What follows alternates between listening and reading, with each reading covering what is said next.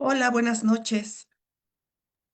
Sean bienvenidos a esta segunda transmisión sobre derecho familiar que estamos haciendo en Centro de Alta Especialización para Abogados. Hola, buenas noches.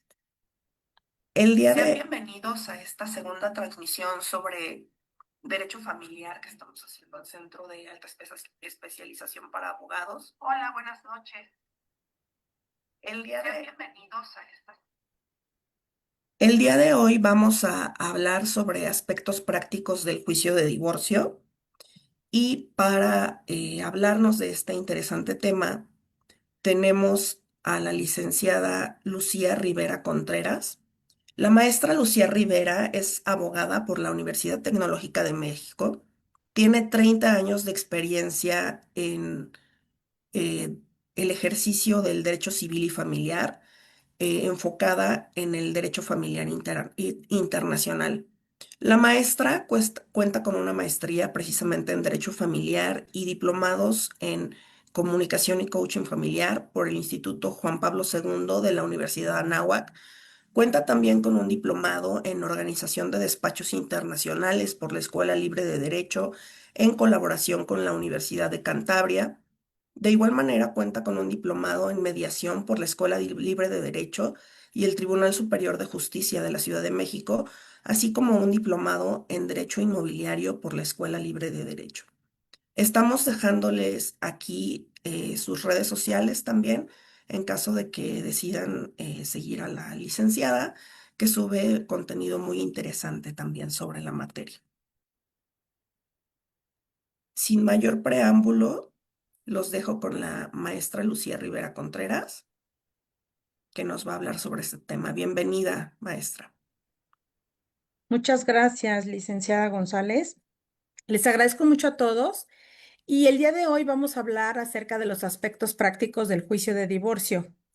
Quisiera tomar en cuenta que la sesión pasada hablamos, el licenciado Humberto Espinosa estuvo hablando del hecho y el acto jurídico aplicado a la materia familiar. Una cuestión que desde mi punto de vista es muy importante porque yo creo que ha sido de poco estudio de muchos de los postulantes actualmente, pero es muy importante dadas las consecuencias jurídicas que esto tiene como consecuencia. Y yo creo que debemos partir para el tema de hoy sin más preámbulo, en señalar que la familia, ¿no? Es muy trillado que se escuche como un núcleo social, que la familia es la base de la sociedad. Ya sabemos que en la Constitución Política de los Estados Unidos Mexicanos, en el artículo cuarto, así como en las diversas convenciones internacionales, como la Convención Americana sobre Derechos Humanos, la reconocen como tal. Pero en México y en el mundo, no solamente el matrimonio es una fuente de familia y se reconocen diferentes como son el concubinato y la filiación, temas de los cuales hablaremos más adelante. ¿Y por qué tiene relación el divorcio con estos temas?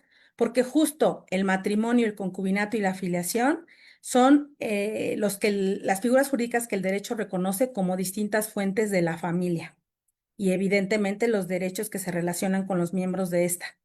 De ahí enlazamos el tema del divorcio. ¿Por qué? Porque justo el divorcio es un acto jurídico familiar, en tanto que es una manifestación de voluntad que produce consecuencias de derecho y que son reconocidas por la ley, específicamente la disolución del vínculo matrimonial, a diferencia de algún otro hecho jurídico familiar, como puede ser la filiación, y que ocurre independientemente de la voluntad de las personas. El divorcio requiere necesariamente la declaración de alguna de las partes. Puede ser de ambas o de una, puede ser expresa o tácito, pero necesariamente requiere la declaración de voluntad expresada ante la autoridad competente, porque puede ser ante notario, ante el registro civil o ante la autoridad judicial, juzgados familiares de proceso oral, dentro de un procedimiento que se prevé en el Código Civil y del Código de Procedimientos Civiles. Su esencia radica primariamente en que mediante ese acto jurídico de divorcio se transforman los derechos y obligaciones, cesan los deberes conyugales, se generan o se modifican deberes alimentarios, se define la guardia y custodia de los hijos, así como liquidación del régimen patrimonial bajo el cual hayan contraído el matrimonio. No me quiero enfocar mucho a esta parte del matrimonio, porque desde mi punto de vista, cuando tomamos este tipo de cursos, la idea es justamente que en la práctica tengamos las soluciones que sean más eficaces cuando nosotros llevamos juicios para nuestros clientes. En suma, ¿qué podemos concluir como primer punto de esta plática? El divorcio es un acto jurídico solemne, ¿no? Que es de interés público y que solo puede producir efectos mediante la intervención de alguna autoridad y que finalmente tiene como finalidad reordenar la vida familiar bajo los principios de equidad, interés superior de los menores y de protección a la familia.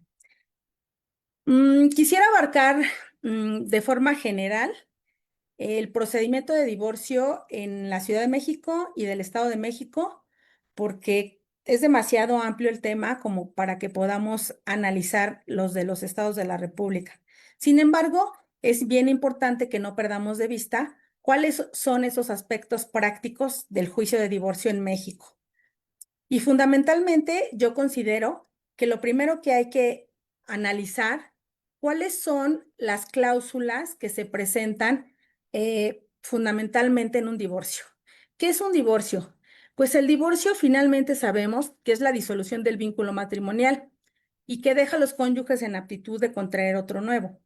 Igual, parecidamente en el Código Civil para el Estado de México y la Ciudad de México, se refiere y se señala un concepto parecido.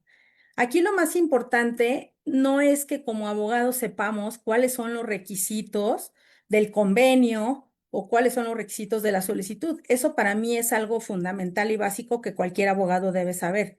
Lo interesante es qué estrategia voy a aplicar a un caso en concreto.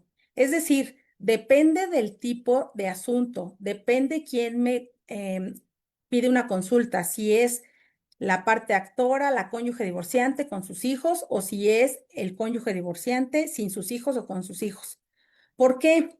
Porque lo que hay que tomar en consideración, que si hay una modificación de derechos, hay una pérdida de derechos, que también hay que analizarlo, o hay alguna adquisición o obligación de cumplir con ciertas obligaciones a favor de la otra persona, es muy importante saber en qué momento debemos demandar y cómo debemos hacerlo. Les pongo un ejemplo así fundamental y básico que me dicen mis clientas que van al despacho. Licenciada, me quiero divorciar, pero ¿sabe cuál es el problema? Que gasto mucho, que no tengo ni siquiera idea de cuánto gasto al mes, no tengo una sola tarjeta de crédito, no tengo disposición de efectivo, no trabajo, me dedico al 100% al cuidado del hogar y de mis hijos. Y entonces, si yo demando un divorcio, ¿qué va a suceder? Pues me van a dejar de proveer el dinero, me van a dejar de proveer la renta, me van a dejar de ayudar, van a dejar de pagar las colegiaturas. Y entonces uno como abogado justamente tiene que eh, aplicar prácticamente todo lo que sabe del divorcio. Entonces, ¿qué hacemos en esos casos? Yo en lo personal jamás me voy a tramitar el divorcio de manera directa y en una vía alterna tramitaría previamente una controversia del orden familiar con alimentos y medidas provisionales. Independientemente de eso, sé que no lo puedo sostener de manera permanente o infinita. Luego, entonces, eso solamente es una preparación para que yo tenga algunas medidas provisionales en relación a guardia y custodia de alimentos y sobre todo en cuestión también de un domicilio donde se ejerza guardia y custodia, un régimen de visitas e inclusive una pensión alimenticia provisional, que bueno, ya entraremos en ese tema si se fija en salarios, si se fija en porcentajes, si se fija en cantidad, que es muy interesante también ese tema. Pero bueno, iniciaría con ese juicio y ya después, como yo sé que la disolución del vínculo matrimonial puede conllevar el hecho que para la cónyuge pueda perder el derecho de alimentos, aunque no sea realmente lo procedente en ese juicio, pero hay un alto porcentaje de probabilidad que así suceda, pues entonces por vía separada tengo que demandar el divorcio y vamos a ver cuántos tipos de divorcio hay. El Código Civil de la Ciudad de México marca que hay un divorcio administrativo ante el juez del registro civil y un divorcio bilateral ante notario público. En estos casos se da y puede proceder siempre y cuando no haya hijos menores de edad, se hayan liquidado los bienes de la sociedad conyugal o en su caso no haya ningún derecho alimentario que reclamar o que pagar recíprocamente en relación a las partes involucradas. También hay un divorcio que actualmente se llama incausado y que puede ser también unilateral o bilateral, que se promueve ante el juez de lo familiar oral. Aquí lo interesante es, y desde mi punto de vista práctico, que muchas veces en los juzgados orales actualmente, ya en la práctica, te piden demasiadas prevenciones o te piden demasiadas requisitos para que tú puedas llegar, digamos, a disolver ese vínculo matrimonial de forma rápida. Le llamaban en algún tiempo, recuerdo, el divorcio express o sin causa. Y todas mis clientas me decían, licenciada, es que como ya es express, en un mes voy a quedar divorciada. Le dije, no, bueno, es que eso se oye muy bien, ¿no? Cuando lo ponen en un anuncio sin saber.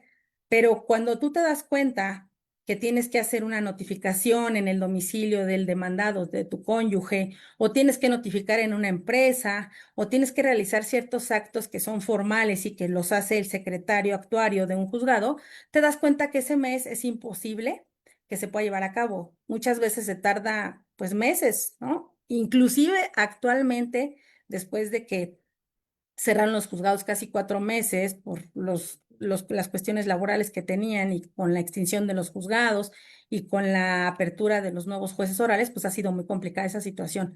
Entonces, también es interesante saber que hoy día, desde mi punto de vista, cualquier abogado que te señale un tiempo en el que van a suceder los actos procesales está muy fuera de la realidad porque desde mi punto de vista estamos ahorita innovando toda esta normatividad y todas las cuestiones que actualmente son aplicables en esta materia. Bueno, pero bueno, entonces, ¿cuáles son los tipos de divorcio? La Ciudad de México refiere que son esas, el Estado de México también. Desde mi punto de vista, pues habrá que ver el tipo de problemática específica, pues para ver cuál sería la cuestión a negociar o no para poder llevarlo a cabo. Yo normalmente soy de la opinión que como ya tengo un juicio de controversia del orden familiar con alimentos, guardia y custodia, régimen de visitas, si es que la otra parte lo pide, la verdad es que normalmente me atengo mucho a lo que los juzgadores resuelven en relación a la disolución de los bienes, que también es otro tema muy interesante en cuestión del régimen patrimonial bajo el cual contrajeron matrimonio y que desde mi punto de vista también lo vamos a dar en una sesión aparte debido a la amplitud cuando se trata de bienes por sociedad conyugal, separación y porque al final es muy interesante hoy día que en cuestión de separación y sociedad pareciera que es lo mismo, pero habrá sus diferencias que sí son importantes para la ejecución de los divorcios en el Estado de México y la Ciudad de México. Em, yo creo que una cuestión procesal importante son los documentos que se acompañan a la demanda. Y creo que eso ya es, pues yo creo que de kinder de derecho y sabemos que son los documentos fundatorios de la acción, que son las actas de nacimiento, las actas de los hijos, el acta de matrimonio de los cónyuges. Siempre es importante fijar la competencia en relación al último domicilio conyugal donde vivieron las partes. Entonces, una pregunta que siempre me hacen mis clientes es que yo me casé en California, en Estados Unidos. Abogada, ¿qué voy a hacer si ya vivo en México y él vive, no sé, en Chihuahua? Ay, no te preocupes, pues si tu último domicilio fue en México, porque yo no sé, dónde viviste, pues finalmente va a ser aquí en la Ciudad de México. No, licenciada, es que yo quiero divorciarme conforme a las leyes de aquí del Estado de México porque ya vi que me benefician. No, espérenme. Vamos a checar qué dice el Código Civil de California en el año que te casaste porque fue el pacto y los convenios que hicieron en relación a los bienes. Entonces, habrá que estudiar en su caso la forma y el fondo, ¿no? Pero bueno, en términos generales, fijar la competencia del tribunal. Y aquí yo creo que la cuestión más interesante y más importante desde mi punto de vista son el contenido del documento como tal, que yo creo que todos los que, digamos, estamos en esta clase, sabemos que pues los requisitos son fundamentalmente los que marcaba el 255 del código anterior y actualmente como se prevé en el 654 y 655 del Código Nacional de Procedimientos Civiles y Familiares, te señala los requisitos y que vas a adjuntar a esa solicitud de divorcio. Ahora bien, en relación al estudio de las cláusulas que refiere el divorcio, vamos a analizar las de la Ciudad de México. ¿Por qué las de la Ciudad de México? Bueno, pues porque finalmente en este lugar ejercemos, pero también podemos platicar en relación y en comparación al Estado de México, que son los dos lugares en donde consideramos que nuestro mayor ejercicio está enfocado profesionalmente.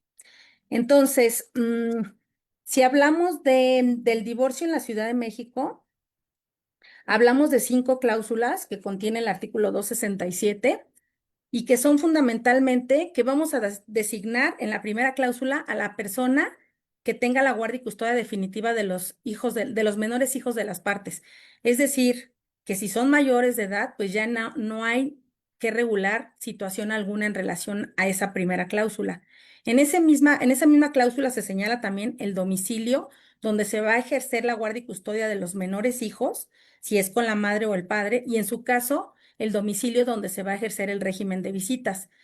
La cláusula no lo dice, pero en la práctica nosotros señalamos siempre que ambas partes se van a obligar a señalar el cambio de domicilio dentro de los 15 días hábiles anteriores a que suceda dicho cambio, porque de acuerdo al Código de Procedimientos Civiles, ha sucedido muchas veces que las partes unilateralmente cambian el domicilio de los menores respecto de los cuales ejercen la guardia y custodia, y luego es una complicación enorme que materialmente puedan ejecutar su derecho a su régimen de visitas y convivencias.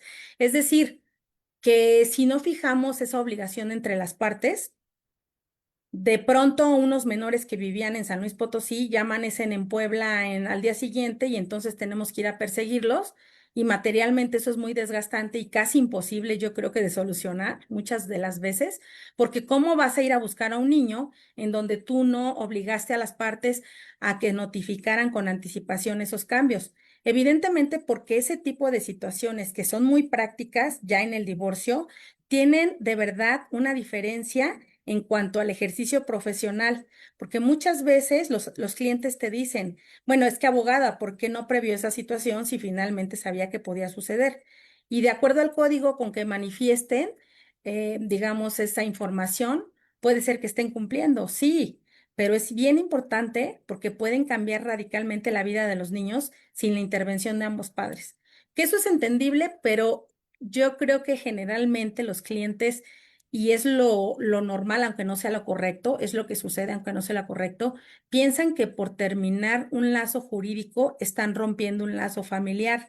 Y justo esa es la diferencia que yo creo que la mayoría de las personas, como es lógico, porque están en problemadas, ensimismadas, no alcanzan a ver y es lo que más afecta al interés superior del niño, que desde mi punto de vista tiene muchos cuestionamientos en relación justamente al tipo inclusive de determinaciones que muchas veces los juzgadores toman y que nosotros como postulantes debemos de analizar y estudiar para prever. Sabemos que no vamos a poder erradicarlo, pero al menos lo vamos a ir previendo para mejorar el aspecto práctico en los casos de divorcios. La segunda cláusula se refiere a las modalidades bajo las cuales el padre que no tenga la guardia y custodia va a ejercer su derecho de visitas y convivencias. Evidentemente, lo que se ha estilado actualmente y en los últimos años es que el padre que no tenga la guardia y custodia de sus hijos es el que tiene derecho a ese régimen de visitas y convivencias cada 15 días. Hay juzgadores que tienen criterios diversos, que pueden ser que entre semana los puedan ver o que en horarios de, no sé, de sábado y domingo para llevarlos a sus diversas actividades o que puedan pernoctar entre semana con ellos. Realmente los psicólogos siempre han apuntado, y eso yo comparto ese criterio, que nunca un divorcio va a ser lo mejor, pero a veces es necesario. Como decían nuestros maestros, el divorcio es un mal necesario. Y es mejor que unos niños no estén viendo pleitos entre los padres, ¿no? Y que se separen. Aquí lo interesante es que se trate de conservar una estabilidad física, material en ese menor. Es decir, he visto últimamente muchos padres de familia que se pelean por tener así el 50,00 de tiempo con su hijo y la otra parte también, como si todo tuviera que dividirse a rajatabla en dinero, en tiempo y en actividades, cosa que sabemos que siempre ha sido la mayor parte del tiempo una carga para la madre, pero no porque sea molesto, sino porque finalmente la naturaleza humana, yo creo que sí, como decía San Juan Pablo II, las mujeres nacimos para educar y para administrar, habrá sus excepciones, y los hombres para proveer. Yo comparto su opinión, sé que muchas personas no la comparten, pero creo que sí es muy interesante ese punto de vista, tomarlo en consideración, que es la razón del por qué es muy bueno que los niños tengan a su madre muy cerca en la crianza. Pero bueno, por eso difiero también cuando quieren una guardia y custodia compartida. Al final, la guardia y custodia compartida no existe como tal en algunos códigos, en otros sí está permitida, pero lo idóneo que recomiendan los psicólogos, y yo personalmente comparto ese criterio, es que tengan una casa estable, es decir, que el 80% la pasen en esa casa con su cepillo de dientes, con su almohada, con su cama, con su familia, con su estufa, con su plato, y que en realidad el 20% pueda ser de un régimen de visitas. Eso se especifica en las modalidades en la cláusula segunda del convenio de divorcio. Ahí normalmente en la práctica, que ese es un aspecto muy interesante que tenemos que acotar, es que cuando se señala ese régimen hay que prever el día del padre, el día de la madre, los periodos vacacionales de todo el año, las salidas nacionales y al extranjero, prever la situación de qué personas van a estar al cuidado de nuestros hijos, qué pasa si hay algún accidente o alguna enfermedad que sea urgente de encontrar al cónyuge que no tenga la guardia y custodia, y demás puntualizaciones que se puedan hacer en relación a esto. Inclusive señalar que se pueden otorgar las facilidades administrativas para la expedición de cualquier documentación, pasaporte y visa y demás, o cualquier otra visa que se requiera para la salida de los menores o el ingreso al país. Inclusive muchos jueces también han optado por no aprobar esa cláusula con esa parte de salida internacional, porque como sabemos, se requiere un juicio especial, que se tramita ante un juez oral para salida del país o expedición de pasaporte o cualquier acto relacionado con esas cuestiones familiares de los menores. Pero bueno, en términos generales se recomienda proponerlo y ya vemos cuál será el criterio del juez para autorizarlo. La tercera cláusula, que es muy interesante, es el modo de atender a las necesidades de los hijos y en su caso al cónyuge, en este caso a quien se le deba de otorgar alimentos. Y aquí es bien importante porque justamente hay que determinar lugar, fecha y hora. ¿Mande? Licenciada, perdón que la interrumpa. En este ánimo de que no se vuelva un monólogo la clase, quisiera hacer una pregunta. No sé si sea pertinente ahorita o hasta el final. Sí, claro, ahorita, adelante. Adelante. Sobre estos convenios de custodia compartida, yo escuchaba alguna vez que hay unas tendencias en Europa sobre que para aligerar la carga de las madres en materia de custodia también, se hiciera una custodia compartida en donde los niños tuvieran dos casas, ¿no? Pero que fuera como le estaba comentando a usted, ¿no? Por tal vez una semana con un progenitor y después con la mamá, y así que se estuvieran intercalando los periodos para que durante la semana que se encuentran con uno o con otro, ese padre de familia se hiciera cargo completamente de toda la dinámica familiar que implica escuela, transporte, actividades y que ambos estuvieran involucrados con los niños. ¿Qué opinión tiene usted sobre esto? Yo creo que la sociedad europea requiere su normatividad y su aplicación específica en ese tema. Nosotros como sociedad mexicana y de lo que varias terapeutas han escrito, sobre todo en el Estado de México, refieren que lo más sano es que como en México se acostumbra, no es que sea la totalidad, que las madres somos las que cuidamos fundamentalmente a los niños y básicamente desde que nacen hasta que, digamos, son independientes. Entonces, las psicólogas refieren, a ver, si ya perdieron a su papá, ya perdieron tal vez un domicilio, ya perdieron a su familia, ya perdieron muchas cuestiones, al menos que tengan un hogar estable como del porcentaje más permanente que les pueda dar una seguridad a largo plazo.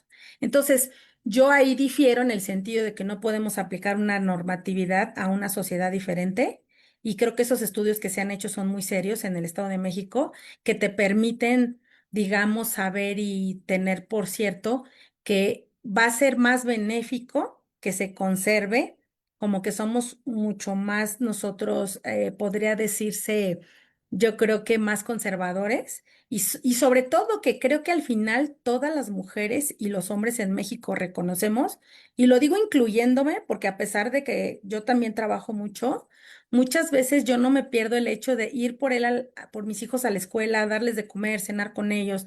Entonces, desde mi punto de vista, sí ha sido muy interesante esa parte de que pasen como el mayor tiempo, pero eso no quiere decir, ojo, que ahora con todas las tendencias que han venido en cuanto a la equidad de género y la igualdad entre el hombre y la mujer y todas esas situaciones, que un hombre no pueda, ojo, que un hombre no pueda hacerse cargo de esa guardia y custodia. Hablo del caso específico que me pregunta, que es una sociedad muy diferente en la que no podemos aplicar la misma normatividad.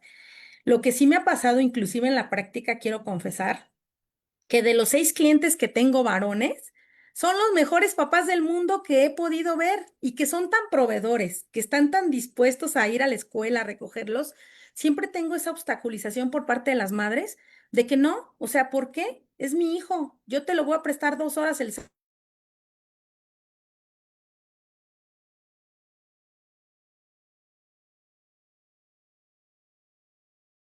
lo que pudiéramos inclusive detentar. Me encanta esta parte de las preguntas también, licenciada, porque también he conocido casos en los que las madres, las que ejercen la guardia y custodia, los tienen con más tiempo y también los dejan abandonados con las muchachas, con los amigos, hasta con las abuelas.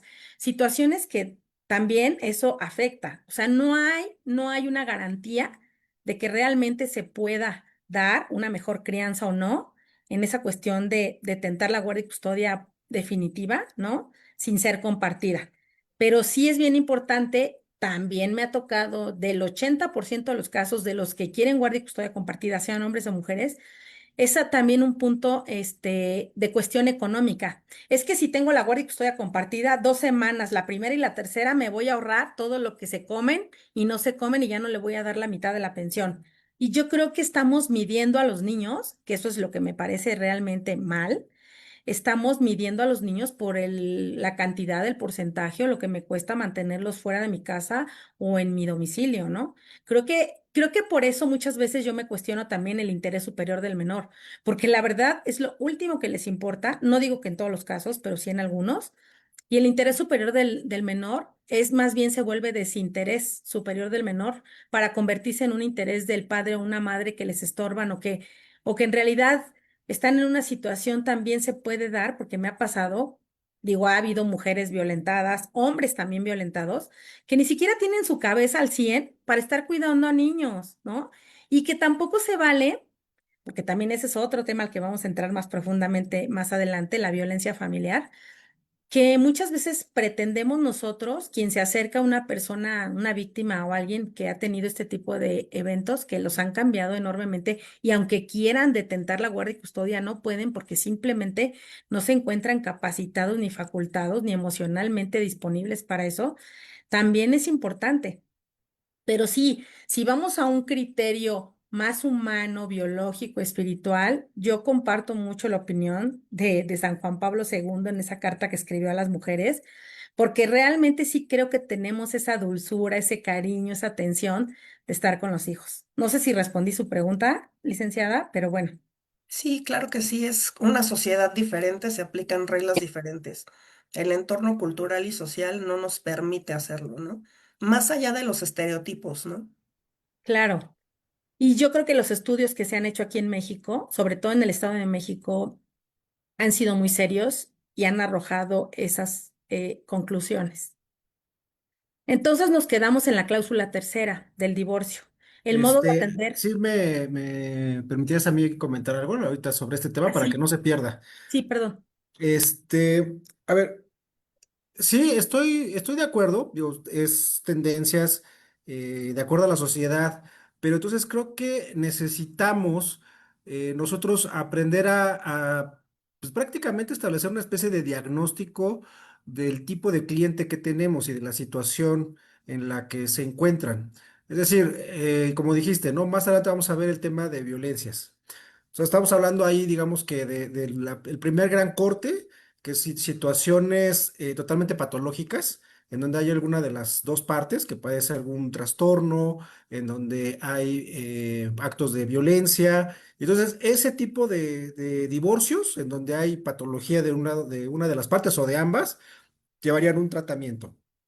Del otro lado, bueno, tendríamos personas sanas en términos generales, pero también tendríamos que ir segmentando, pues ahora sí que de acuerdo nivel socioeconómico, de acuerdo a la dinámica social y familiar que tienen, porque el hecho de que la sociedad europea sea quizás un poquito diferente no quiere decir que aquí no tengamos ciertos sectores que responden a esa misma dinámica, ¿no? O sea, personas, por ejemplo, que ambos son profesionistas, que ambos trabajan. eh, y en donde ninguno de los dos se dedicaba preponderantemente al hogar. Bueno, entonces si tenemos una situación así, la pauta para decidir sobre una custodia compartida pues es diferente. Entonces, creo que es importante que nosotros, y lo hacemos, ¿no? Una especie de diagnóstico sobre la situación que guarda nuestro cliente, ¿no? Eh, Nosotros mismos tenemos que decidir, hay veces que estamos o no estamos en la misma línea que nuestro cliente, ¿no? Tenemos una cierta ética profesional. Nosotros sabemos priorizar, por ejemplo, lo que es el bienestar del menor, pero también, por ejemplo, el que las pretensiones de nuestro cliente pues sean razonables, ¿no? Si nuestro cliente está totalmente fuera de la realidad y está pidiendo situaciones que sabemos que ni son buenas para el menor ni los va a autorizar un juez, bueno, también no podemos nosotros tomar el caso. Eh, por ejemplo, a mí me llegó a suceder en alguna ocasión un hombre precisamente que pretendía que yo lo asesorara y estaba ya en una etapa de resolución de un incidente. Ni siquiera recuerdo bien cuáles eran las prestaciones, pero era un cuate sumamente obsesivo con su hijo y él tenía la guarda y custodia. Y entonces le permitía las visitas a la mamá el fin de semana. Y bueno, el cuate se quejaba, que porque llegaba con las uñas sucias, que porque traía algo. Y le dije, bueno, pero ¿cuáles son tus pretensiones? Porque procesalmente hablando, pues tú tienes ya una situación resuelta, estás en la resolución de un incidente, esto va a pasar a sentencia, de ahí pues es a una apelación. Y si tú pretendes de mi parte que cada 8 días esté presentando yo un chisme al juez porque llegó con las uñas sucias, porque no tiene ningún sentido, no sé a dónde voy a llegar yo con esto, ¿no? Entonces, en ese caso, por ejemplo, rechacé el patrocinio. Entonces, creo que también como abogados necesitamos, por un lado, aprender a establecer un cierto diagnóstico respecto de la posición y la situación de nuestros clientes para poder en función de eso, pues ahora sí que actuar, ¿no?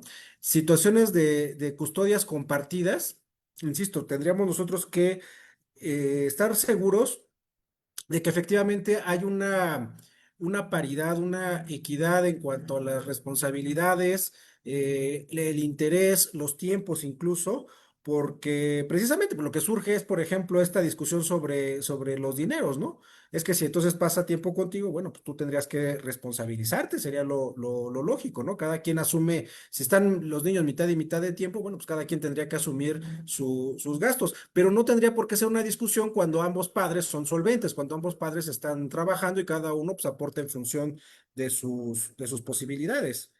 Entonces, pues creo que también parte insisto, de un diagnóstico, tener mucho cuidado con las generalizaciones, incluso de los estudios, porque los estudios nos van a dar tendencias, pero dentro de una tendencia, bueno, podemos encontrar la distribución normal, lo que van a ser los casos mayoritarios, ¿no? Pues sabemos las características de una sociedad. Sin embargo, habrá casos específicos, ¿no? Que salen de ese parámetro de normalidad y ahí es en donde nosotros tenemos que ser muy sensibles para poder ubicar a la situación particular, ya sea de nuestro cliente o de la parte contraria, y de alguna forma pues también sensibilizar a los jueces porque ellos por una cuestión lógica y estadística, dado que ellos ven muchos casos, es muy probable que un juez que no tenga la sensibilidad adecuada trate de catalogar todos los asuntos dentro de una distribución normal y diga, no, ¿sabes qué? Es que las partes normalmente se comportan así, entonces yo tengo que resolver así, ¿no? Oye, sí, pero este caso sale de ese parámetro de normalidad, pero ¿cómo lo justificamos nosotros procesalmente si ni siquiera tenemos a veces descritos adecuadamente esos parámetros o esas tendencias, ¿no? Por eso es que pues, también nosotros como abogados tenemos que ser muy sensibles al asunto, saber cómo plantear las cosas y cómo acercarle ese planteamiento y sensibilizar a los jueces, ¿no? Y era lo que quería yo comentar.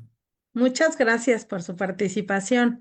Yo en ese sentido difiero un poco, estaría de acuerdo en esa parte de explorar justamente esas cuestiones de los clientes, pero resulta ser que eso también conllevaría un tiempo que no sabemos cuánto sea y que a mí en la práctica me ha sucedido que todos los niños que he pretendido cambiar de guardia y custodia para el padre, los niños, por más que la madre los haya regañado, les haya dicho lo que sea, siempre regresan con la mamá. Pase lo que pase, así tengan a un papá súper espectacular.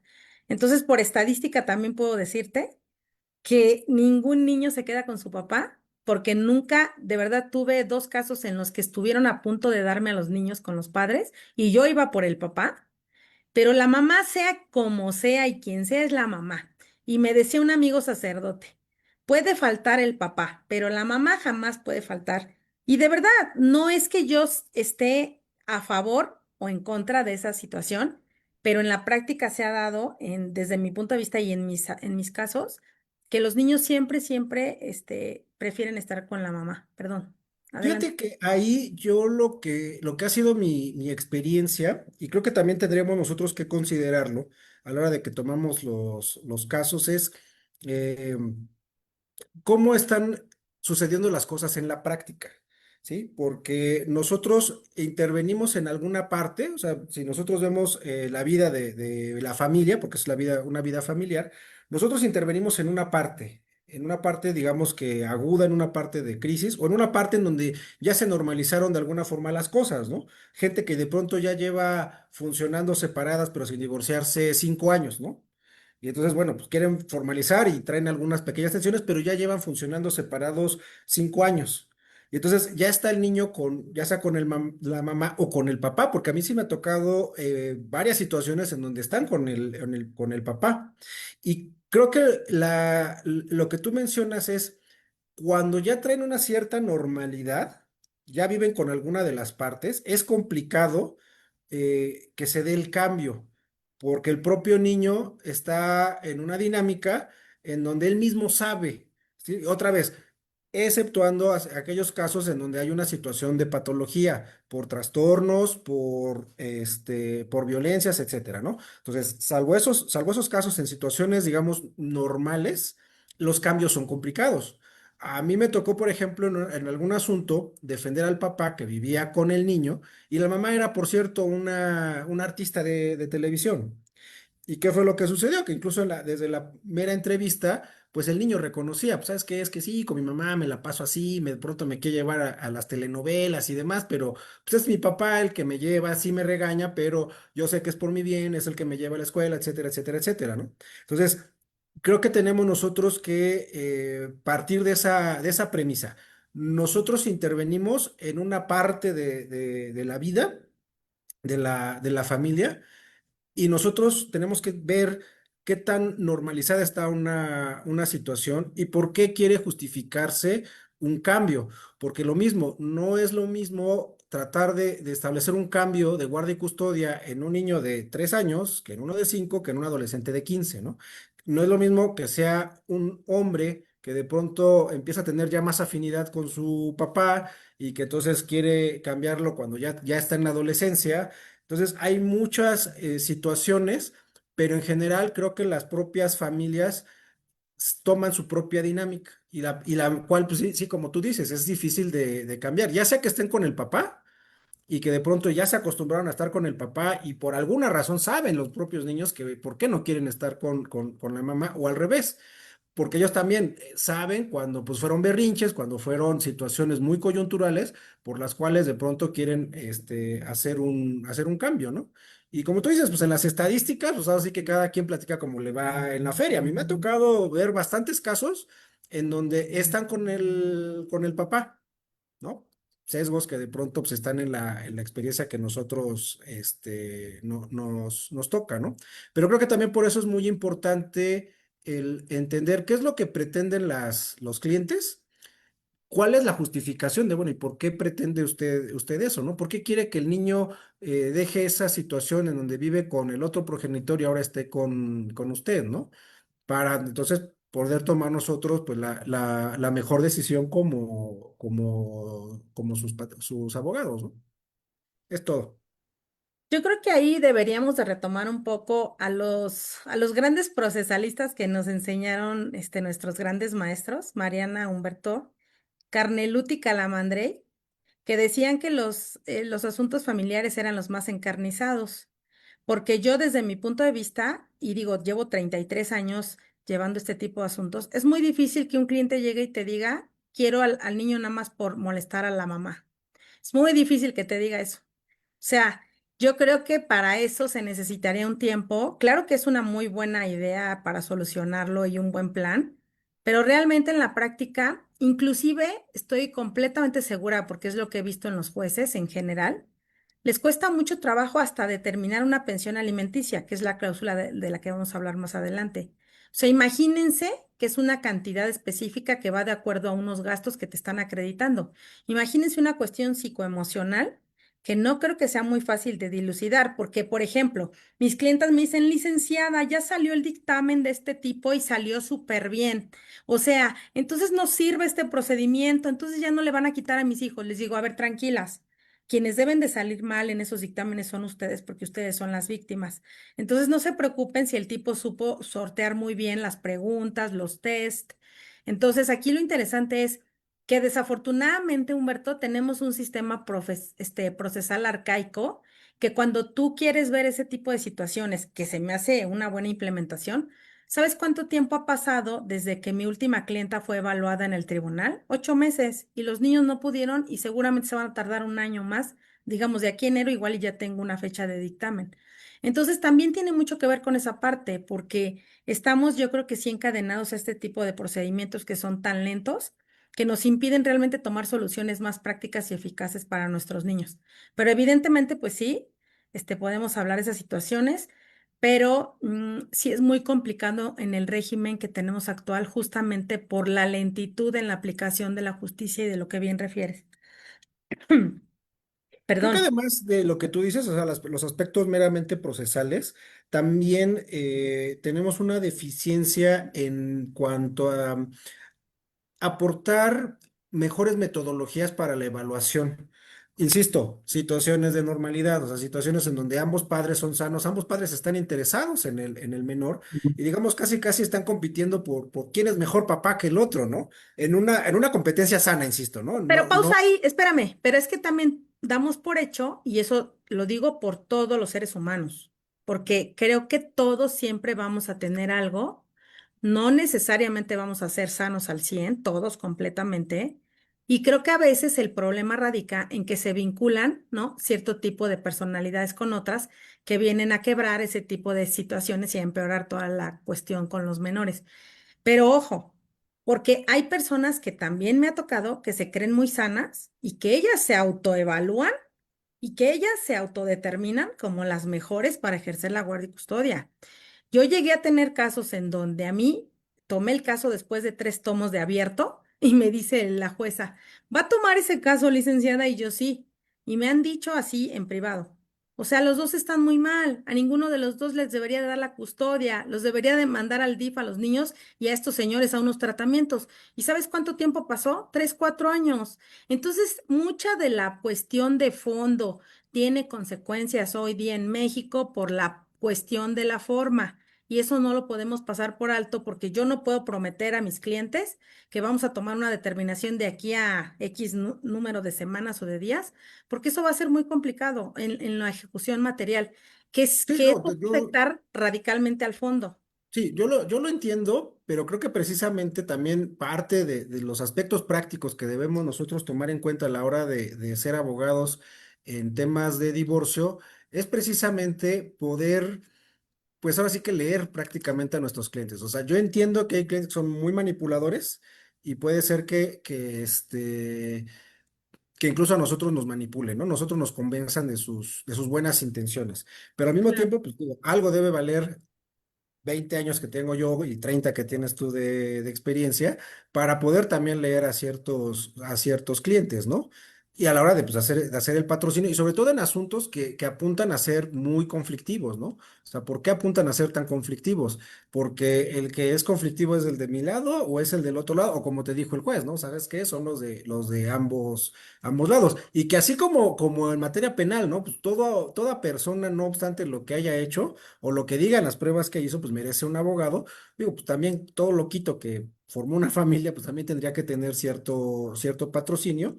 Pero bueno, ahí ya entraríamos nosotros al aspecto ético de cómo procesar la defensa de una persona, que detectamos algún tipo de patología en la materia, ¿no? Yo creo que sí, y yo creo que muchas veces, yo en mi caso sí se los digo a mis clientes. ¿Sabes cuál es el problema? Cuando pasa 6 meses, un año y el cliente se te empieza a enfurecer. O sea, creo que tú sí se los dices, creo que ninguno de los dos dejamos de decirlo, pero justo ese es el tema, ¿sabes? Que aunque lo digas, la gente se desespera, no entiende, y eso tiene que ver mucho con la forma, con el proceso tan lento. Y entonces, por más que tú le digas a un cliente, el cliente te va a decir, sí, licenciada, pero pues es que esto ya es demasiado y ellos mismos no calcularon que no iban a aguantar, no iban a tener esa paciencia para esperar los resultados de un juicio. Pero bueno, pueden ser muchas las situaciones. En términos generales, creo que pues habrá que ver el caso en concreto y habrá que determinarlo de acuerdo a las necesidades, sobre todo de los niños, y hacerles ver a los clientes que desde nuestro muy particular punto de vista, lo mejor sería A o B o C o el que consideremos y que puedan ellos checar inclusive opciones que ni siquiera han pensado. Para eso nos están pidiendo ayuda, ¿no? Muchas gracias. Entonces vamos a la cláusula tercera, si están de acuerdo, que es el modo de atender las necesidades de los hijos y en su caso del cónyuge, que al que deba darse alimentos, especificando la forma, lugar, fecha de pago de la obligación alimentaria y de la garantía, así como de su aumento. Normalmente, yo creo que es bien importante también determinar en relación a la cláusula tercera y dividir la obligación alimentaria en relación a los hijos y en relación al cónyuge o a la cónyuge divorciante. Yo creo que ahí tiene mucho que ver que yo en la práctica me he encontrado que las clientas que me van a consultar, o inclusive hasta los hombres, no tienen una idea real de una lista de gastos, no importa quién pague, sino no saben cuánto gastan en un hogar, ni por niño, ni por familia, ni en total, ni quién lo paga, ni cómo se paga. O sea, llegan y me dicen, licenciada, es que yo necesito que me den una pensión alimenticia y gastamos 200,000 pesos porque mi hija va en no sé qué escuela y nosotros. Y yo le digo, señora, pero ¿quién paga todo esto? ¿Cómo lo paga? No, es que él no me da los comprobantes y no tengo idea. Creo que aquí es bien importante siempre hacer mucha, yo creo que reflexión en relación a que el hecho de que inclusive la Suprema Corte lo dice, porque inclusive la Corte refiere que no podemos pedir una rendición de cuentas cuando se paga una pensión alimenticia, porque es un doble trabajo el tener que administrar ese dinero, cuidar a los hijos cuando les da fiebre, llevarlos a la escuela y demás, y todavía hazte un estado de cuenta, ¿no? Para que me lo informes mensualmente, que yo creo que tienen la razón el criterio y que estoy conforme a ese criterio porque es muy desgastante. Entonces, pero sí es importante tener esa, yo creo que realidad muy aterrizada en cuanto a las cantidades de dinero que se gastan por concepto de pensión alimentaria por miembro de familia o por familia. Y es importante porque en base a esas cuestiones y a la forma en la que se puedan probar, se van a determinar, sea en salario, sea en porcentaje cuando hay sueldo nominal o sea en cantidades, como también ya hay una jurisprudencia de la Suprema Corte que refiere que cuando no sean acreditables los ingresos del deudor, evidentemente se tiene que estar a lo que se pueda acreditar que se gasta mensualmente con facturas, estados de cuenta bancarios, comprobantes de gastos de los niños y del hogar y demás. Entonces, en cuanto a la forma, a la fijación de la pensión alimenticia definitiva en su caso, pues cuando se tiene un sueldo nominal, creo que es la forma más sencilla de determinarlo. Ha sido dividir el 100% de los ingresos del deudor entre el número de acreedores alimentarios y el obligado a otorgarlos vale doble. Entonces tenemos que el papá vale por dos, hay dos hijos y tiene que darle a la mamá. Dividiríamos el 100% entre cinco. 5 por 2 son el 100% y nos tocaría de un 20% por persona. Esa cuenta es muy sencilla, pero ¿qué sucede? En el Estado de México me ha tocado mucho que me fijan pensiones alimenticias por salarios mínimos. Actualmente el salario está en 278.80 por 30 días. Más o menos son casi que 6,000, 7,000 pesos por un salario mínimo. Los jueces del Estado de México, cuando no hay sueldo nominal, fijan eso en salario, fijan la pensión en salarios, pero normalmente por persona de un salario a salario y medio por cada miembro de la familia. Y en cuanto a la cuestión de la jurisprudencia que se fija en cantidad específica de dinero, solo lo he visto en la Ciudad de México con los jueces familiares, pero sí he notado que a la generalidad de los jueces les da mucho temor de fijar una cantidad. Si las niñas viven en las lomas, es un ejemplo que me tocó, el papá les daba 5,000 pesos mensuales y con eso tenía que cubrir todo porque ya estaban enojados. Y entonces cuando acreditamos los ingresos, los egresos de las niñas y de la mamá que iban a una escuela en Las Lomas, que vivían en Las Lomas, le dieron una pensión aproximada de 120,000 pesos. Evidentemente, pues tienes que trabajar para que puedan fijarse las pensiones acordes con la edad y con los gastos, que justo hay que tomar en cuenta porque nos tendríamos que ir a estudiar los alimentos como una figura que creo que deberíamos de estudiar también como un tema en especial. Eh, para fijarla. Entonces, en el convenio, solamente por referirlo en este momento, hay que fijar esa cantidad, ese porcentaje o esos salarios específicamente que van a cubrir esas necesidades. Además, recordemos que también se puede pagar en especie. Y además recordemos que también es una situación bien importante porque mis clientas llegan asustadísimas cuando me dicen, es que mi cónyuge dice que yo le voy a tener que pagar la pensión alimenticia que él me da a mí y como gastamos como 200,000 pesos mensuales, no le voy a poder pagar yo esa cantidad. Le digo, no, no te espantes. A ver, las personas que tienen incorporadas a su hogar mamá o papá a sus menores cumplen con la pensión alimenticia teniéndolos incorporados, por obvias razones, porque si tienes a tus hijos viviendo contigo, pues tú pagas la luz, la renta, los servicios, la despensa y demás. Y evidentemente, pues esos son casos ya muy específicos y especiales, si hay una separación o hay un divorcio y demás. Pero las madres, ¿cómo cumplen fundamentalmente y básicamente? Pues teniendo incorporados o cuidando a sus hijos, pues desde que son pequeños. Entonces aquí es bien importante que sepan y que no se espanten, porque aquí los alimentos, las palabras mágicas que vamos a tomar en cuenta, digámosle de alguna forma para que no las olvidemos, son los ingresos del deudor contra los egresos del acreedor. Es decir, que si aunque yo tuviera a mi no sé, a mi papá Carlos Slim, pues aunque él gane millones de dólares diario, pues no por eso me va a dar 1,000,000 de dólares al mes, ¿verdad? Tienen que ver mis necesidades, tiene que ver lo que yo tengo que gastar para desarrollarme integralmente y obtener un modo honesto de vivir hasta cierta edad y cierta temporalidad. Lo que se acostumbra en términos generales como forma de pago de pensión alimenticia, ya lo hemos visto, es reiterado, pero bueno, no está de más decirlo, que depende cómo el deudor alimentario genere sus ingresos. Si recibe un ingreso de forma mensual o quincenal, pues de esa forma tiene que pagarlos. No podemos tampoco obligar a que haga una situación que también a él lo desequilibre, porque justo la parte que provee, pues es la que debe estar también estable. Y también ha sido muy interesante ese criterio que se ha formado últimamente, porque hemos notado que algunos deudores alimentarios tienen hasta 5, 4, 3 demandas y se quedan sin sueldo. Y entonces, luego, ¿qué va a hacer el deudor alimentario? Pues hay que ver también ese tipo de casos, pero bueno, se fija en cantidad, porcentaje o en su caso en especie. Los padres pueden pagar las escuelas directamente, los uniformes, la ropa. Hoy día he visto mucho esa práctica de los cónyuges también, que se han puesto mucho de acuerdo en que reciben muchas cuestiones en especie y en cierta temporalidad, por ejemplo, de comprar ropa cada 6 meses y demás. Y también se puede y se vale en esta cláusula señalar. Ahora bien, en cuanto al aumento de la pensión alimenticia, si tienes un ingreso en porcentaje, pues obviamente si es porcentaje, efectivamente vas recibiendo el equivalente al ingreso que recibe, ¿no? Pero cuando no tienes un ingreso en porcentaje, una pensión en porcentaje fijada por un ingreso nominal, pues tienes una cantidad que se va actualizando anualmente de acuerdo al Índice Nacional de Precios al Consumidor, que lo tienes que hacer de manera anualizada. Y la garantía.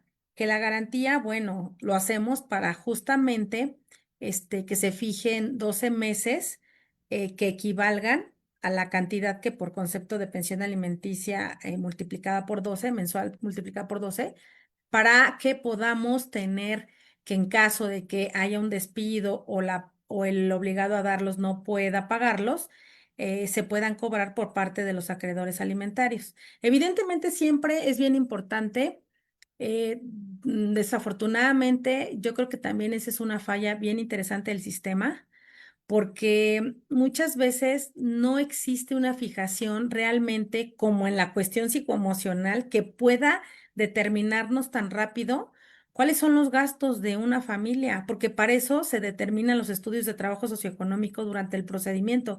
Pero finalmente, cuando te fijan una pensión irrisoria y te tardas un año, 2 años en que te fijen una definitiva, si es que te va bien después de hacer un estudio de trabajo socioeconómico, también es bien complicado en la práctica y para ser eficaces, sí es bien complicado también. Y eso es hay que tomar en cuenta. Yo siempre les recomiendo a mis clientas que cuando lleguen y presentemos una controversia familiar de alimentos o en su caso un divorcio porque tengamos que contestar la solicitud, presentemos de antemano los comprobantes y la lista de gastos desde el primer escrito para que se puedan ir evaluando esas situaciones, que al final se van a corroborar con la parte de eh, el estudio de trabajo socioeconómico. Y aquí una parte bien interesante que a mí me encanta siempre subrayar es la parte de la pensión alimentaria, alimenticia compensatoria, que es una pensión alimenticia que tiene, digamos, la característica de ser resarcitoria. Quiere decir que por el número de años que duró un matrimonio se le otorga al cónyuge que se dedicó preponderantemente al cuidado del hogar y de los hijos. Y es una forma de resarcirle en el tiempo que, independientemente de que tuvo una doble jornada laboral, digamos, se limitó a tener la posibilidad de desarrollarse profesionalmente. Y si un matrimonio duró 10 años, 5 años, 20 años, pues la ley refiere que es un derecho de ese cónyuge que se dedicó al cuidado del hogar y de los hijos a esa pensión alimenticia compensatoria. Aquí, fíjense que yo he encontrado en cuestión del Estado de México que los jueces han determinado en no dar el número de años específico porque lo consideran una carga excesiva para los deudores alimentarios.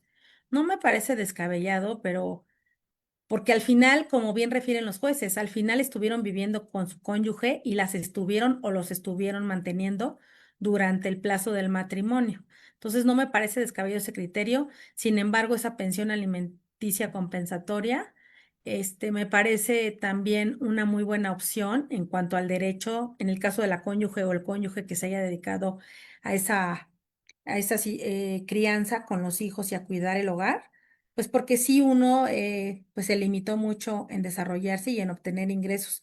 Eso me ha pasado muchísimo y creo que ha sido un buen ejercicio profesional el hecho de haber ganado varias pensiones eh, compensatorias por el número de años y las personas a lo mejor no se sienten totalmente satisfechas, pero sí apoyadas para volver a recomenzar su vida, ¿no? Profesional y poder hacer algo. Que al final nunca nada va a compensar al 100 pero bueno, me parece algo que se me hace que es procedente y que hay que poner atención y no dejar de reclamarlo en el caso en concreto que nos corresponda. Este, mm, Ahí pues también podemos hacer las fijaciones que consideremos oportunas. Yo desde mi punto de vista como abogada especialista en esta materia, hago también consciente a mis clientas o a clientes, según se trate, no necesariamente se debe otorgar la pensión en dinero o en especie. Creo que sí se puede mezclar. Creo que sí se puede mezclar porque hay situaciones en las que, por ejemplo, llevan a los hijos a escuelas carísimas y de repente si tú pagas la escuela en dinero a la persona que tiene la guardia y custodia, de repente los cambian a escuelas públicas o menos buenas y entonces ese dinero que tú habías destinado para ese nivel de escuela, pues ya se va diluyendo en otras cosas que finalmente no lo decidiste. Entonces sí es bien importante como tomar mucho en cuenta lo que el cliente quiere, pero sobre todo lo que realmente va a ser más benéfico para los hijos a largo plazo e ir previendo todas las situaciones en cuestión de modificación, porque las escuelas también van aumentando conforme cambian los grados académicos, las garantías también, no se sabe cuál va a ser los trabajos de las personas o las empresas, no son eternos y eso es bien complicado. Entonces sí, bien importante determinar ese tipo de situaciones en cuestión de la cláusula tercera. Me ha pasado también en cuanto a la prescripción de los alimentos, tengan cuidado, porque si dejas pasar más de 10 años de cobrar una pensión alimenticia, se supone que pues tuviste cómo vivir y sobrevivir y entonces ha pasado en la práctica que los jueces dicen prescribe tu derecho porque al final tú ya tuviste cómo cobrarlo. Y me refiero básicamente a las pensiones que se otorgan a las cónyuges divorciantes. En cuanto a los menores no ha sucedido, pero en cuanto a las cónyuges sí. Entonces hay que tener cuidado en esa parte.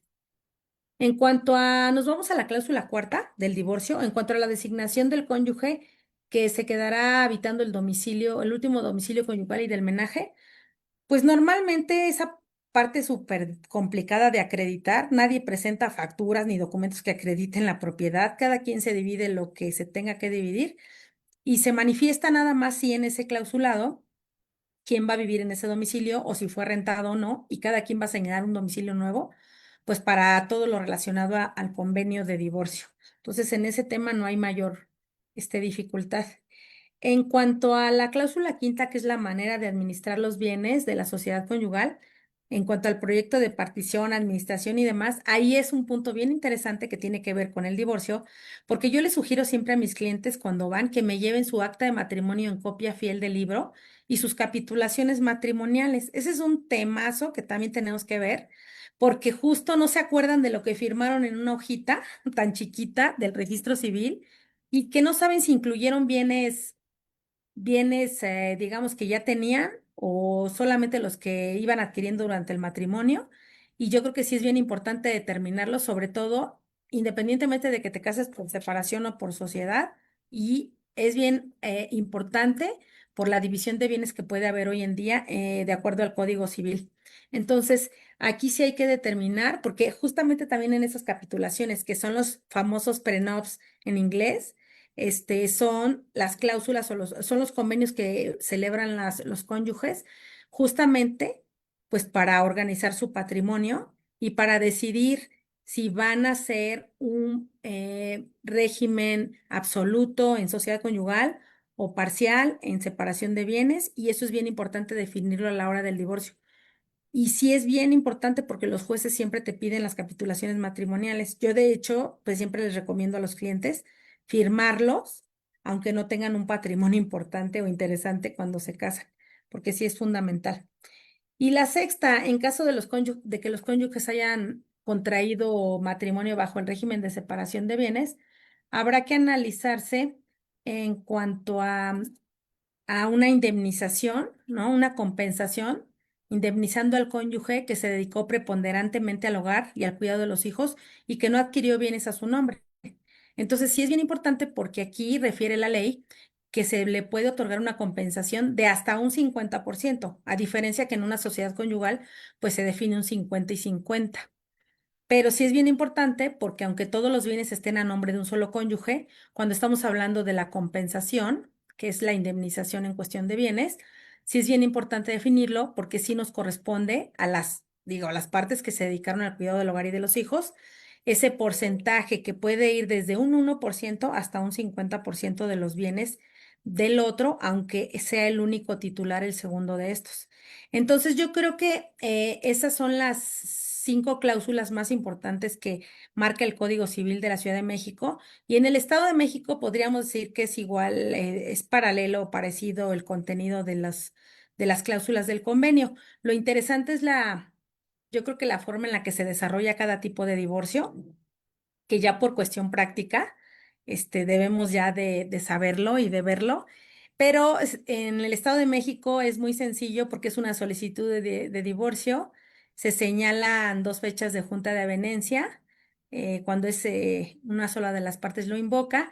Y el cónyuge, justamente decíamos que es un acto jurídico porque si el cónyuge que solicita el divorcio no se presenta, se da por terminado definitivamente el procedimiento y se tiene que volver a empezar el trámite. Y finalmente, en la segunda junta de avenencia, lo que me ha pasado es que las fijan muy rápido en el Estado de México y en la segunda junta ya se dicta la resolución que disuelve el vínculo matrimonial, decreta las medidas provisionales que considere oportunas, como separación de personas, fijación de guardia y custodia, alimentos, inclusive hasta puede haber régimen de visitas e inclusive puede haber prohibición de transmitir bienes en relación al régimen bajo el cual contrajeron matrimonio, no importa si fue separación o sociedad, hasta en tanto se resuelva todo lo que se está, eh, digamos, reclamando en ese divorcio. Y en la Ciudad de México, pues dependiendo, porque estamos hablando que si es ante autoridad judicial el juez familiar, se presenta la solicitud, se tiene que emplazar a la parte demandada o al cónyuge, con el cual ya no se quiera estar unido en matrimonio, se le otorgan 15 días hábiles para contestar dicha solicitud. Conteste o no, se va a fijar una audiencia y vaya o no las partes, porque inclusive ahí no te condicionan a que se presente la parte promovente, no es un requerimiento fundamental para que se continúe con el procedimiento, se turna el expediente para dictar la resolución que en derecho corresponda. Evidentemente que en ambos procedimientos procede el juicio de amparo, ¿sí? Para las cuestiones específicamente que no se estén de acuerdo. Pero lo normal es que cada uno siga en cuestión de impugnación, pero lo normal es que si no se convino en relación a todos los puntos que tocamos en el convenio, ambas partes tienen que abrir en el Estado de México, dentro del término de 5 días hábiles siguientes a la segunda junta de avenencia, los incidentes de pretensiones y tienen que ver con todo lo relacionado a la guardia y custodia, alimentos, régimen de visitas, compensación, pensión compensatoria, etcétera, etcétera. Y en la Ciudad de México no hay un término como tal de que tengas que promoverlo en 5 días o en 10 días, pero sí hay una caducidad si abres un incidente y no le das el seguimiento correspondiente. Evidentemente, contra esos incidentes y a la resolución que van a tener un desarrollo, digamos, normal de un procedimiento, pues prácticamente ordinario, que es de contestación, de audiencia, de desahogo de pruebas y una resolución como tal, pues vamos a poder impugnar, ¿no? Cada uno en el ámbito de su competencia y después vendrá también el juicio de amparo en su caso, pero pues ya directo. Entonces, en esa situación, pues podemos considerar que básicamente es el procedimiento. Cuando estamos con el notario, pues se levanta en escritura pública el divorcio con los clausulados correspondientes, siempre y cuando ya no se tengan hijos menores de edad, se haya resuelto la parte de bienes o de cuestiones alimentarias.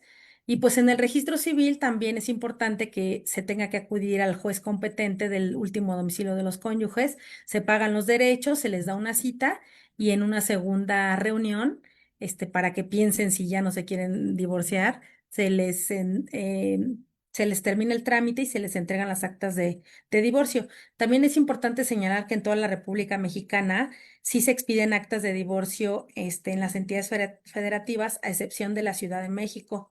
En la Ciudad de México solo se expiden por el registro civil actas de divorcio, actas de matrimonio con anotación marginal de divorcio, con los datos del juez que los divorció y todas las resoluciones que se decretaron en forma de resumen y breve, y son procedimientos administrativos que se hacen una vez que sale la sentencia que disuelve el vínculo, porque estamos viendo que la sentencia que disuelve el vínculo causa ejecutoria por Ministerio de Ley y no tenemos que esperar, en su caso, a que se promueva el juicio de amparo para girar el oficio al registro civil que corresponda. Pues yo creo que hasta aquí podemos dar como por terminada esta sesión. Si alguien no quiere alguna pregunta o intervención,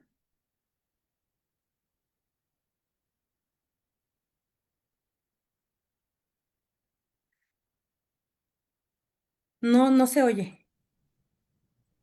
¿Me escuchan? Perdón, es que no encuentro la manita para levantarla.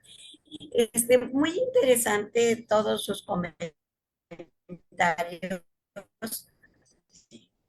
y definitivamente la sociedad y la filosofía vertiginosa. Hace 30 años era difícil ver a un papá en una guardería, ¿sí? Ir por el niño, ir cargando a un bebé, ¿sí? Jamás va a ser una cuestión equitativa por los diferentes trabajos y por la sociedad que nos dice que las mujeres somos las que debemos cuidar a los bebés. Sí, o sea, eso es difícil y más difícil es abordarlo en tan poco tiempo. Pero lo que sí es cierto que cada caso es totalmente especial, ¿sí? Las clientas y los clientes, pues son como, pues finalmente compran algo, ¿sí? Vamos a ver desde el punto de vista económico, qué me ofrecen y cuánto yo estoy dispuesto a pagar sus servicios. Y los clientes siempre buscarán aquellos abogados que estén de acuerdo con nuestros principios o lo que buscamos. Si no me convence Humberto, pues me voy con Mariana, y si no me voy con alguien más de que esté de acuerdo con lo que yo estoy solicitando, eh, hasta donde yo sé, ustedes no tienen ninguna propaganda en ninguna página, anuncio. Ok, perfecto, entonces ya sé lo que estoy buscando. Por eso es que nosotros nos vamos, se van allegando a casos no similares, pero que sí tienen cierta tendencia, ¿sí? Si por ejemplo, a María del Carmen le llegan mujeres golpes, corre de boca a boca, tú ve con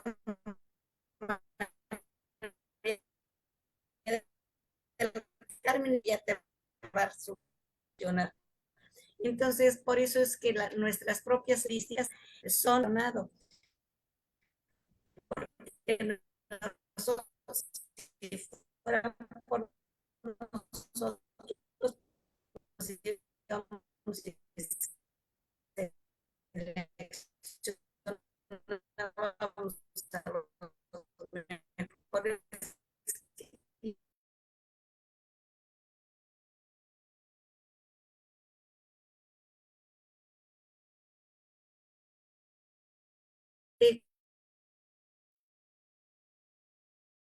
Hola. pero al mismo tiempo vinculadas. Sí, en donde estamos aplicando. Es cuanto. Muchas gracias. Le agradezco mucho su participación, porque la verdad también, y tiene usted toda la razón, porque sinceramente cada caso es tan especial y tan diferente a todos los casos que no podemos, o sea, generalizarlos. Sin embargo, hablamos de tendencias y la verdad es que es bien interesante esta materia, que nos podríamos quedar aquí más tiempo, pero creo que tenemos que ir acotando los temas para que podamos tener una mayor eficacia al momento de ejercerlo. Muchas gracias, María del Carmen. Le agradezco mucho su participación. Perfecto, muchas gracias, maestra Lucía. Aquí dejo nuevamente sus redes No, al sociales contrario, gracias a todos ustedes. Buenas noches. por si alguno de los asistentes a la reunión quiere empezar a seguirla. Igualmente, quiero, antes de finalizar la sesión, invitarlos a nuestro siguiente curso. Como saben, ahorita estamos impartiendo en Centro de Alta Especialización para Abogados una serie de cursos o charlas breves en materia familiar. Entonces, el siguiente lunes vamos a estar hablando de aspectos prácticos del parentesco. También les estoy poniendo nuestras redes sociales en caso de que quieran seguirnos, pedir mayor información o que les mandemos directamente el link de Zoom. eh, bueno, pues ahí se los podemos compartir. Y de todas maneras, estas transmisiones se están transmitiendo en Facebook, en Facebook Live, por si no alcanzan a integrarse al Zoom y lo quieren revisar más adelante. Se quedan ahí grabadas. Muchas gracias, maestra Lucía. Y bueno, pues muy interesante la charla, muy esclarecedora. Creo que nos vemos el siguiente lunes. Muchas gracias a todos. Buenas noches. Hasta luego. Bye. Buenas noches. Buenas noches.